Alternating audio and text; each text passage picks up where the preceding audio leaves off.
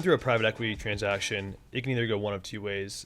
We've had a lot of people on this podcast get bought up by private equity, and either it goes really good or it can go really bad. Right.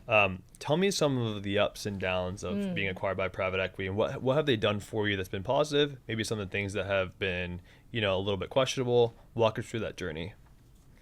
I personally happen to love my partners, so they have acquired just over half of us, and at this point in time, and during that process, it was sort of like dating, right? We wanted to find somebody that had a good fit, the same values, the same goals. We didn't want to just sell and have somebody see the schools as a cash cow. And I think that's a really important part is, number one, choosing who you get into bed with in that way. Because if they value things that you do, then your business that, is really the heart and soul and my parents' legacy and my whole life's work, everything I've built on top of it, it's compromised if we choose the wrong partners. And so I'm really grateful for my partners for that reason, and getting to work with them, with the other portfolio companies, and help consult about their different education portfolio companies and building good relationships within those, I think has been really important. And those synergies actually, I would say, is a huge benefit, because there's international schools in other parts of Asia, and their CEOs and I are good friends, and we visited each other. We take teams to each other's schools. We exchange programs. We exchange students, teachers, everything. And it's just highly beneficial for everyone, even, all the sports sort of tournaments we can do together. Yeah, it's fun. So obviously quite collaborative, been a positive experience. Mm-hmm. You get to interact with their portfolio companies. What are some KPIs and key performance indicators that they're probably looking at for you guys? You have 5 schools today. Do they want you to go to 10? What's that expansion look like for you guys? Right. Are you guys in a place today where you're satisfied with your growth, or do you want to continue to compound this over the next 5-10 years? The private equity that I work with usually holds companies from 5 to 7 years, and that's their average, after they 2x.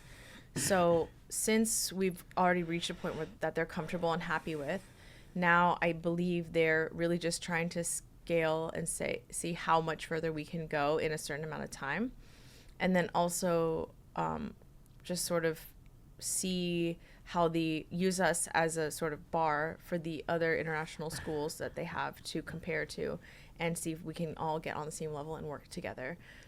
So I think that is beneficial for them, and I think I would love to work with them for as long as I can, but again, they only own half.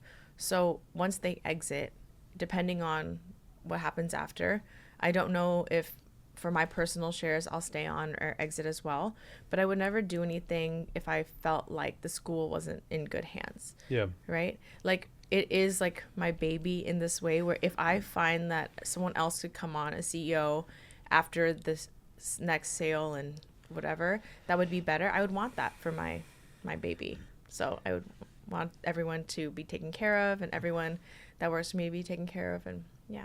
We've had people on this podcast come on and sell companies to private equity or strategic buyers, and sometimes they don't always take the biggest check, I would say. They go with the best partner, and that's the most important thing.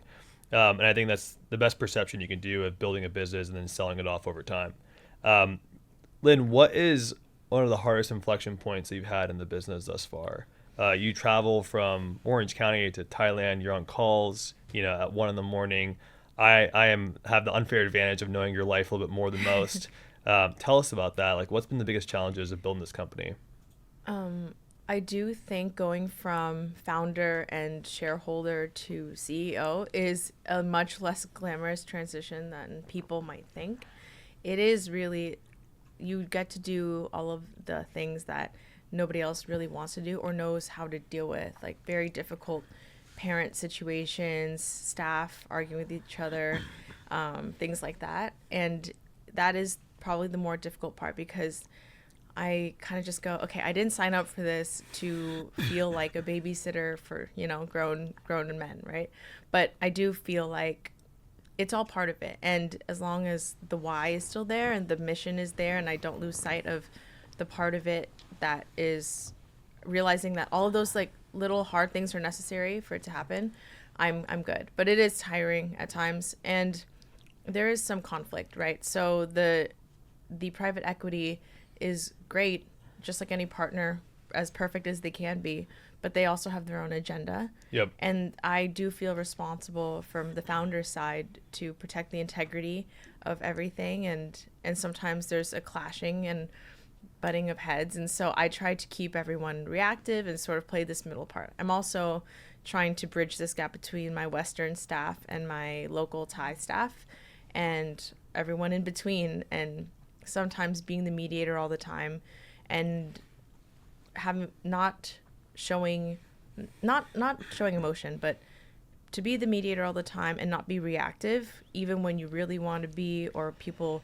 are pushing you to be, or sometimes being just exhausted, wanting to throw in the towel when people rub you the wrong way.